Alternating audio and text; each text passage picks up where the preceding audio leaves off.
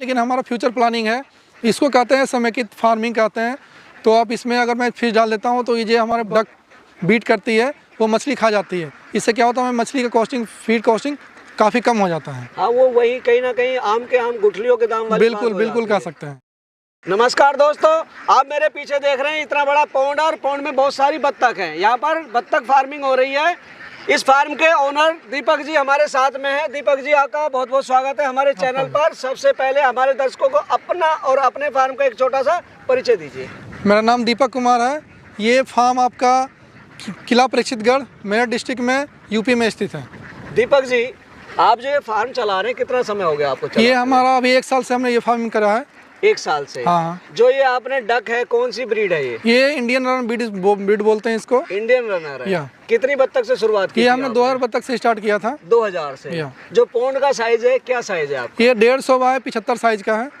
अच्छा, जब आपने बत्तख पालन की शुरुआत की तो कितना बड़ा बर्ड लाए थे आप? ये हमने 1 दिन का चूजा लिया था। 1 दिन का चूजा? हाँ, 35 रुपए का पड़ा था ये। 35 रुपए? या। अच्छा, कहाँ से लिया था? ये रामपुर, हमारे मेरठ के आसपास में एक रामपुर डिस्ट्रिक्ट है, वहाँ से हमने ये चूजा लिया था। अच्छा, जो ये शेड का साइज देख रहा हूँ जो आपने इनके लिए बनाया, पौंड तो आपने दिन में इनके बत्तख है तो पौंड चाहिए। हाँ, ठीक है। दूसरे आपने जो शेड बनाया, वो शेड का साइज क्या है? शेड हमारा ये 30 बाय 150 का साइज है। 30 बाय 150? हाँ। तो क्या खर्चा आया था इसमें? ये लगभग 3.5 लाख रुपए इसमें खर्चा आ गया था हमारा। 3.5 लाख। तो मैं देख रहा हूँ आपने ये घास फूस का और बांस से, बम्बू से बनाया हुआ है। हाँ बिल्कुल। तो ये बनाने की कोई खास वजह? ये मेन पर्पज इसका ये थोड़ा नेचर फ्रेंडली है जी। मतलब इसमें गर्मी के दिनों में आपको थोड़ा कूलिंग फील होगा और ठंड के दिनों में थोड़ी गर्मी लगेगी। मतलब ये बत्तख को एक नेचुरल इन्वायरमेंट देने के लिए हमने इस तरह का सेट तैयार किया है। जी जी। अभी जो बत्तख मैं देख रहा हूँ, अंडे पे आई है बत्तख? हाँ बिल्कुल, अंडे पे आ गई है।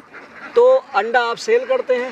अंडा भी एक्चुअली अभी ठंडी का टाइम है तो अंडा हमारा काफ़ी अच्छे रेट में सेल हो रहा है। 12-13 रुपये पर अंडे में सेल हो रहा है। हमारे लोकल गांव में भी जा रहा है और बाकी हम दिल्ली में भी थोड़ा अंडा सेल कर रहे हैं। फीड में क्या देते हैं आप इनको? फीड में इसको अभी लेयर फीड दे रहे हैं। जो हमारे मादिन है उसको लेयर फीड देते हैं। बाकी जो हमारे मेल बर्ड है उसको फिनिशर दे रहे हैं। अच्छा, दोनों को फीड चल रहा है। बिल्कुल। इसके अलावा कोई हरा चारा भी देते हैं आप इनको? हरा चारा इसे बहुत कम अभी दे रहे हैं, लेकिन हरा चारा पे भी ये चलता है। जी जी। अच्छा, जो आप एग सेल कर रहे हैं, बायर कौन है आपके? बाहर कुछ लोकल गांव के भी काफ़ी लोग हैं जो आते हैं, 2 कैरेट 4 कैरेट लेते हैं। बाकी इकट्ठे जब सेल करना होता है तो मैं दिल्ली में जाके सेल करता हूँ। तो फ्यूचर की क्या प्लानिंग है आपकी इसकी? फ्यूचर प्लानिंग हमारा ठंड के दिनों में अंडे सेल करना है और बाकी जब ठंड खत्म हो जाएगी तो हमारे पास हैचरी मशीन भी है जो अभी 1 हफ्ते में हमने ऑर्डर किया, 1 हफ्ते में आ जाएगा। तो उस हैचरी मशीन से चूजा तैयार करके चूजा बेचना है। मतलब आपकी प्लानिंग ये है कि सर्दियों में तो आप टेबल एग सेल, बिल्कुल, गर्मियों में जब अंडे की डिमांड कम होगी तो आप उससे चिक्स निकालेंगे और डक के फिर चिक्स सेल करेंगे। बिल्कुल बिल्कुल जी। अच्छा, ये बताइए, जब से आपने ये डक फार्मिंग की है, कोई हरी बीमारी तो नहीं आई? नहीं, डक बहुत ही, ये कह सकते हैं इसमें कोई बीमारी जल्दी आती ही नहीं है। बॉयलर की तरह नहीं है कि बीमारी आई सारे बॉयलर मर गए। डक्स में ऐसा बिल्कुल नहीं है। डक्स को आप कह सकते हैं कि ये बीमारी फ्री बर्ड कह सकते हैं।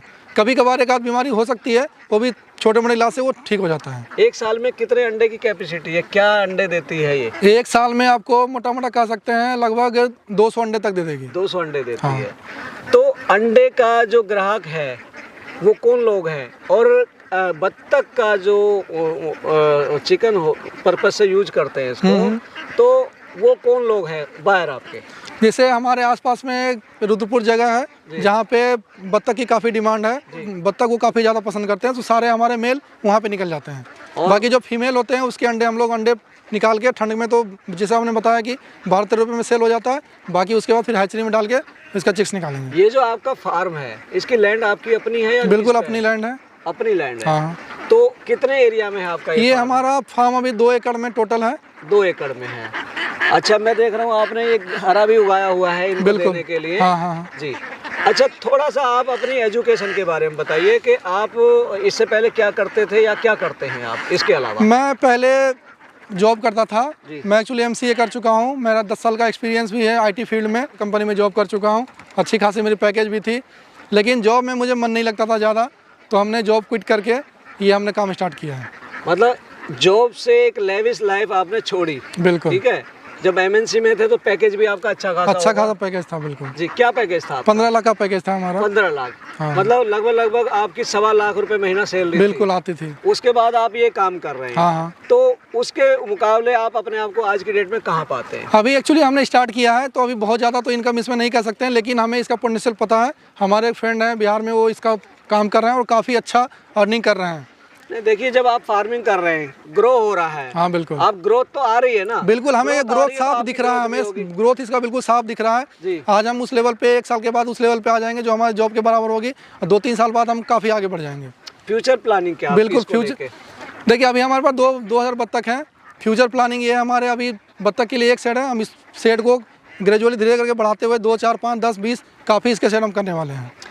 डक फार्मिंग की लोगों को थोड़ी कम जानकारी है कि आपने पॉन्ड बनाया हुआ है, कैसे कैसे बनाया थोड़ा सा, और किस तरह से ये, अब मैंने देख रहा हूँ आपने ये पॉलीथीन भी लगाई हुई है इसमें, थोड़ा हमारे दर्शकों को इस बारे में बताइए। ये एक्चुअली प्लेन लैंड ही था, तो हमने स्पेशली बत्तख के लिए पॉन्ड करवाया है।